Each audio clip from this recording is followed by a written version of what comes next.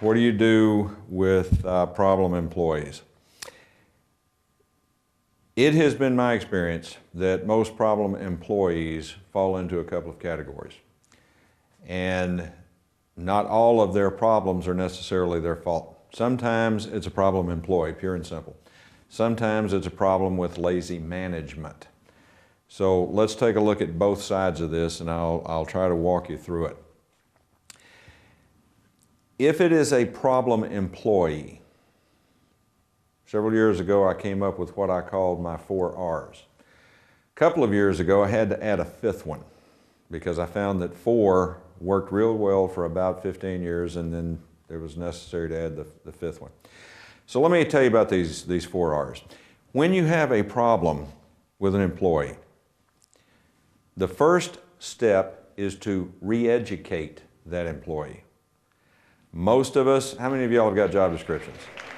Okay. How many of your job descriptions describe exactly what it is that you're doing? My point. Most of the time, the problem employee really is not aware of what's going on because there's a dance with this and management hasn't taught them. Management hasn't shown them what their job is supposed to be. So, first R, re-educate. Second R, if you find that you've been doing something wrong for a while, it has a tendency to kind of pour water on your heart fire, doesn't it? And it makes you feel bad. It's embarrassing, you feel like a failure, all of these things. So the second R is remotivate the person. Get involved with them and help them see that, you know, hey, things happen, but we can get past it.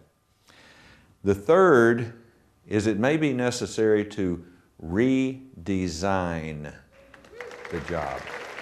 Now, I'm going to tell you something that you're not going to believe, but I will promise you this is the fact. The most valuable employee that you have at your facility is the last one you hired. I know, but listen to me. That person has no job knowledge probably, has no ideas of the systems that you're using or why you're using them, so they will do something that probably no other employee in that facility will do. They will ask you one question. Why? Why are we doing it this way?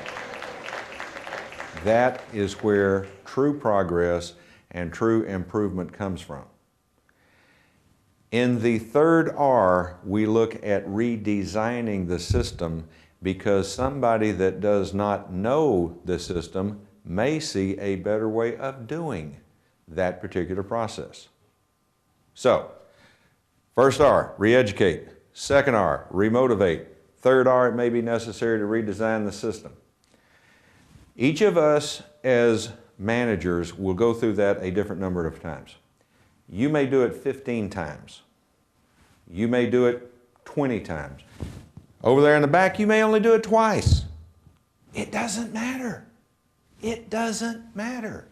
Each of you were hired for your ability to exercise judgment. Oh, judgment, we're not supposed to judge. Judging is evil. Wrong.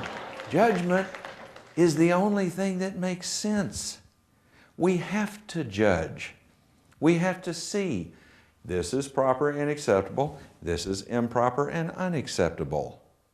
And each of you were hired to make those judgments, and somebody had enough confidence in your ability to make judgment that they gave you the ability to judge and the right to judge. So when you are given the right to judge, go judge.